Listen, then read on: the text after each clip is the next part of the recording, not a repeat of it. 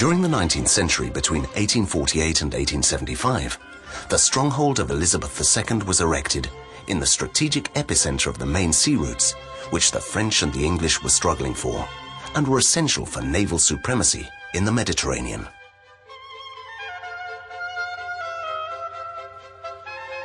The old sanatorium of Yatzaret separates the harbour from the municipality.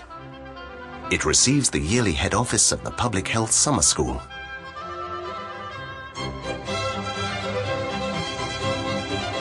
On the Lilla de Rey, in the same geographic centre of the port, Alphonse III's disembarkation to conquer the island for the Caliphate of Cordoba in 1287 is remembered.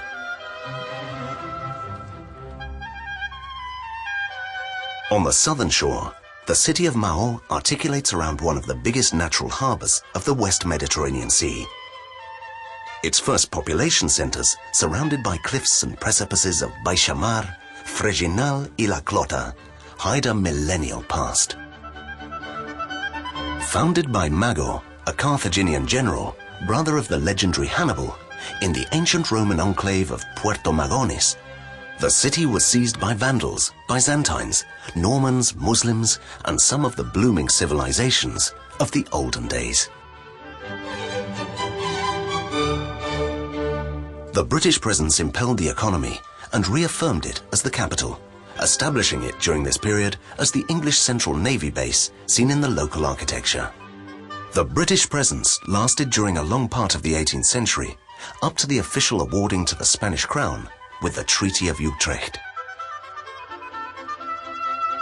Alaior was incorporated to the royal wealth of James II of Majorca in 1304.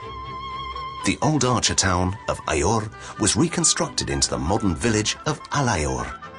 This represented the cohesion of scattered rural settlements, and actually this town was declared in its own right as the third most important town in Menorca. Alaior, 12 kilometers from Mahon and 33 from Ciutadella, completes the historical and cultural wealth of the three most important cities of the island, with the hermitage of San Perranao, the old Franciscan cloister from Saluna, the splendid scenic viewpoint of Munt de l'Angel, and the famous facade of Santa Eulalia Parish Church, its saint of the city.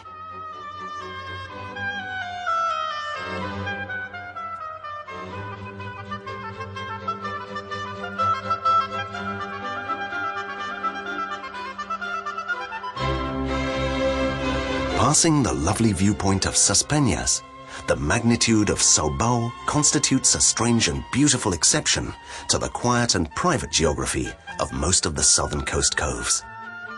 Facing the sea and supported by its immense lagoon, the longest sand line of Menorca's coast, 4 kilometers, Saubao delights us with white sand and low deep water beaches. A wonderful place to enjoy spectacular sunsets during the summer.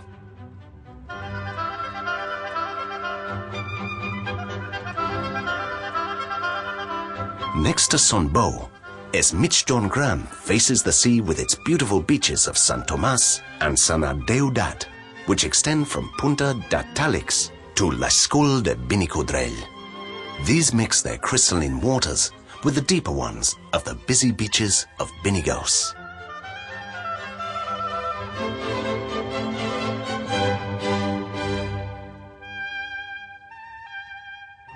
The south coast of Menorca contrasts completely to the geographic severity of the north. In the south, we find a profile of smooth cliffs and leafy precipices sprinkled with abundant pine woods and remote hidden luminous creeks where only the sands take a daily bath. Beside the fabulous beaches of Das Migjorn Gran, there is Cala Escorchada and the small bay Cala Fustam, defending the exceptional privacy of its absolutely white sand. The access to them is very difficult because of the dense forests of Mediterranean pines that surround them. To reach the beach, we descend following the creek's bed that carries the same name as the cliff, Trebaluja. Its beauty astounds you. It flows continuously during the whole year, a strange exception compared to other small streams of the island. Down this great and spectacular precipice, eroded over millennium by the rainwater which flows right to the beach of Trebaluje. The richness of its flora configures an area of singular grandiosity. The natural reserve is of an enormous ecological value.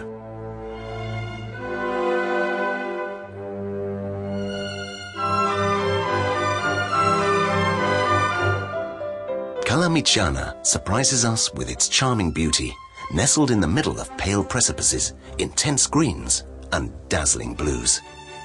This virgin beach is one of the 19 natural areas of special interest in Menorca.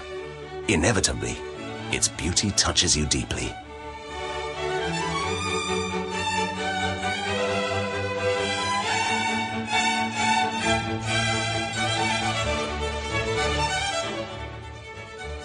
The water flows through the canyon walls, sheltered by a large amphitheater of pines that take you down to the same continuous sand.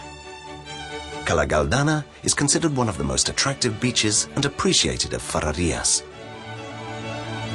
In its left end, the viewpoint of its imposing cliff provides a spectacular panoramic view of its transparent waters.